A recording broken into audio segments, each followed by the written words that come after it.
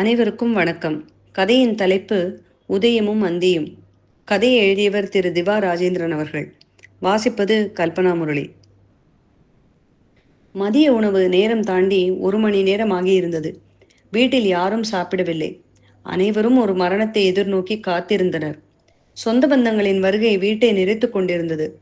சீர் செய்ய தவறியதாலும் செய்முறை செய்ய தவறியதாலும் பல வருடம் பேசாமல் இருந்த சாதிசனம் எல்லாம் இன்று உயிர் தவறப்போகும் மாணிக்கத்தை கடைசியாக பார்க்க குவிந்திருந்தனர். சொல்ல வேண்டியவங்களுக்கெல்லாம் சொல்லிருங்க, இன்னைக்கு சாயந்தரம் தாண்டதே சிரமம்தான் என்று மருத்துவர் காலையிலேயே மகன் சீனிவாசனிடம் சொல்லியிருந்தார். சில நாட்களாகவே உடல்நிலை சரியில்லாமல் படுக்கையிலேயே இருந்தாலும் அவருடைய இருமல் கூட உருமலாகவே வீட்டில் ஒலிக்கும். கம்பீரமான குரலுடைய அப்பா இப்போது மூச்சையே குரலாக வெளிப்படுத்தி கொண்டிருப்பதை பார்க்க முடியாமல் வாரிசுகள் தவித்தன. சின்ன வயசிலேயே தந்தையை இழந்திருந்த மாணிக்கம் தான் தகப்பனாக ஆனதும் ஊர்மெச்ச பிள்ளைகளை வளர்த்த விதத்தை தண்டட்டி தூங்கும் காதை ஆட்டி ஆட்டி கிழவிகள் கூடி பேசிக் கொண்டிருந்தனர். முல்லையாத்து தண்ணீரை விவசாயம் பார்த்து மாடு கண்ணு மேய்ச்சு வம்பாடுபட்டு இந்த பிள்ளைகளை வளர்த்தாரு. யாரு காசு பணத்துக்கும் ஆசைப்படாத மனுஷன். ஆனா கோவம்னு வந்தா தீயாத்தான் வரும். இந்த கம்பம் ஜில்லாவில் அவர் கால்படாத இடம் பாவம் செஞ்சதுன்னு வச்சுக்க. கொஞ்சம் நெஞ்ச நடையா நடப்பாரு. அவரை இப்படி படுத்த படுக்கையா யாருமே பார்த்ததில்ல. இப்படியாக அவருடைய பெருமைகளை அழுகை கலந்து பேசிக்கொண்டிருந்த கிழவிகளின் பேச்சை கேட்டு ஸ்ரீனிவாசனும் வைரமும் வாசற்படியில் அமர்ந்திருந்தனர்.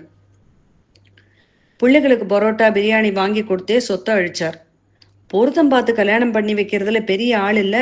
சொத்தை வித்து 2 பிள்ளைகளுக்கும் கட்டி கொடுத்து 2 மகன்களுக்கும் கல்யாணம் முடிச்சு பேரம்பேத்திகளை பார்த்துட்டு நிம்மதியாத்தான் போறார். ஆனா அதுகளை அவர் கரை சேர்க்கப்பட்ட பாடு சொல்லி மாளாதுப்பா என்ற பேச்சுகளில் அவரின் வாரிசுகளும் நினைவுகளில் மூழ்கி எழுந்தனர். வெளியுலகத்துக்கு அவர் எப்படியோ, ஆனா அவர் உலகத்துல அவரோட பிள்ளையாகவே நான் அவருக்கு எல்லாமே. நான் இருக்கிற வர என் மக யாரும் கண் கலங்கிடக்கூடாது என்று சொல்லிக்கொண்டே இருப்பார். இந்த பூமிக்கு வந்து அவர் வாழ்ந்த வாழ்க்கையில குறை கூற முடியாமல் வாழ்ந்த பாத்திரம்னா அது அப்பா என்ற பாத்திரம்தான். அதனால்தான் அவருடைய பிள்ளைகள் விழியில் கண்ணீரோடு செய்வதறியாது அமர்ந்திருந்தனர். ஊர் தலைவர் திரவியம் பிள்ளை சீனிவாசனிடம், வேற முக்கியமான ஆளுக யாரும் வரணுமா? தகவல் எல்லாருக்கும் சொல்லியாச்சா? வெளியூர்ல கட்டி கொடுத்த தங்கச்சி எல்லாம் எப்போ வராங்க என்று கேட்டுக்கொண்டே இருந்தார். அழுகையின் நடுவில் சீனிவாசனும் அவருக்கு பதில் சொல்லி கொண்டும் வரவேண்டியவங்க எல்லாம் வந்துச்சான்னு பார்த்து கொண்டும் இருந்தார். வீடு முழுக்க இருந்த பெண்கள் அழுகையை சேலையின் முந்தானையால் அணை போட்டு தடுத்து வைத்திருந்தனர். அணையையும் தாண்டி கசியும் நீர் போல அழுகைகளும் லேசாக காதில் வீழ்ந்த வண்ணம் இருந்தது. வெளியூரிலிருந்து வந்திருந்த மகள்கள் பரிமளமும் ரத்தினமும் கால்மாட்டிலேயே அமர்ந்து அழுது கொண்டிருந்தனர்.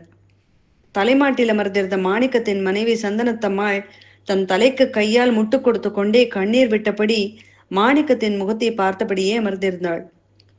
1000 சண்டை சச்சரவுகள் இருந்தாலும் 60 வருடத்திற்கு மேலான பந்தம் விட்டு போகிற சோகம் அவளுக்கு. வீட்டிற்கு வெளியே பல நாள் கழித்து பார்த்த நட்புடன் இருக்கும் சொந்தக்கார சிறுவர்கள் மட்டும் தாத்தா இறந்துட்டா எத்தனை நாள் லீவுன்னு கணக்கு போட்டு விளையாடி கொண்டிருந்தனர்.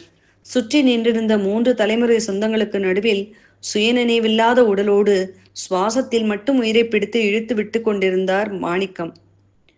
அனைவரும் வந்துவிட்டார்கள் என்று ஊர்ஜிதப்படுத்தி கொண்ட திரவியம் பிள்ளை, எவ்வளோ நேரம்ப்பா இப்படியே உட்கார்ந்துருக்கிறது? நல்லா வாழ்ந்த மனுஷையா, ரொம்ப நேரம் இப்படிலாம் போட்டு வைக்க கூடாது. என்னமோ மனசுல வச்சு அழுதுட்டு இருக்குது போல. மக எல்லாரும் வந்து பால் ஊத்துங்க, ஐயா சந்தோஷமா கண்ணை மூடட்டும் என்று சொல்லிக்கொண்டே அனைவரையும் முடுக்கி விட்டார். ஏப்பா இளந்தாரி பசங்க எல்லாம் வாங்க, ஐயாவை கட்டில விட்டு தூக்கி தரையில வச்சு ஐயாவோட தலையில வீட்டு தலைவாசலை பார்த்து வைங்க.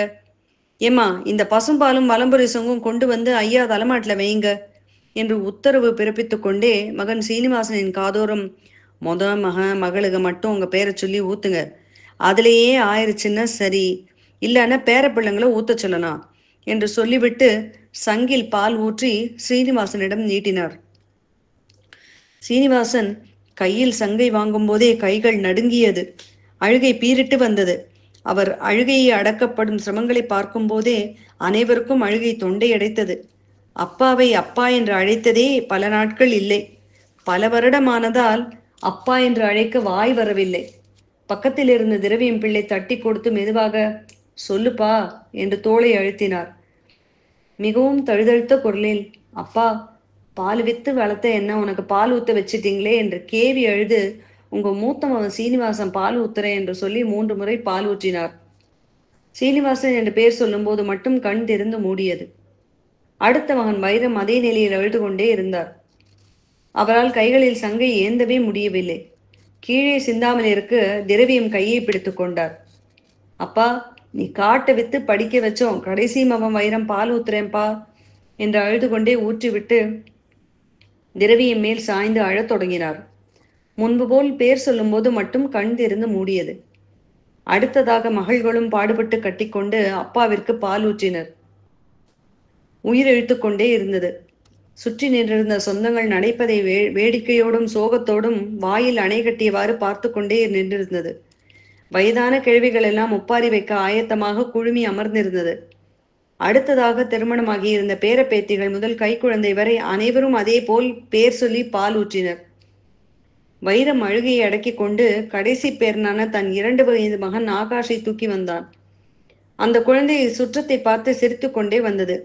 அந்த குழந்தையின் கையால் சங்கை பிடித்து கொண்டே, அப்பா, உங்க கடைசி பேர் ஆகாஷ் பால் ஊத்துறான்பா என்று சொல்லி ஊற்றினார். அந்த குழந்தையோ தன்னுடைய விளையாட்டு பொம்மைக்கு பால் ஊட்டி விடுவதாக எண்ணிக்கொண்டு மிகவும் மகிழ்ச்சியாக சிரித்து கொண்டே பால் ஊற்றியது.